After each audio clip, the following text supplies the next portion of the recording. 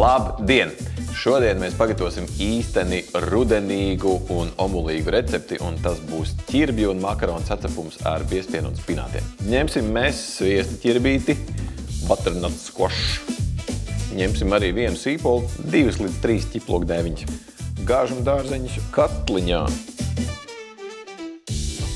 Tagad ķirbim pievienosim garšvielas, liksim vāku virsū un vaicēsim viņu tādā kārtīgā jaudā. Tad man šeit ir malts muskatrieksts. To mēs pievienosim arī kādu pusi sēdamkaroti. Vēl man šeit ir čili pārslas un mazlietiņ kardamons. Kamēr ķirbi sautējās, uzliksim vārīties ūdeni arī makaroniem. Nākamais sagatavosim mūsu spinātus ar biezpienu, un starp citu biezpiens ir viens no jūsu iecienītākajiem produktiem, un vai jūs zinājāt, ka, piemēram, Lidl Light biezpiena sastāvā ir veseli 60% graudu biezpiens un vēl 30% krējums.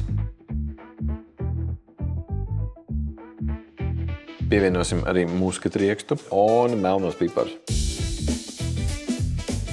Pirmajā kārtā mēs liksim traukā ķirbi un arī spinātus ar biezpienu. Pirms mēs liekam krāsnī, pabeigsim ar rīvētu mozzarellu un cieto sieru. Šīs mums dodās krāsnī apmēram pusstundu, 185 grādi.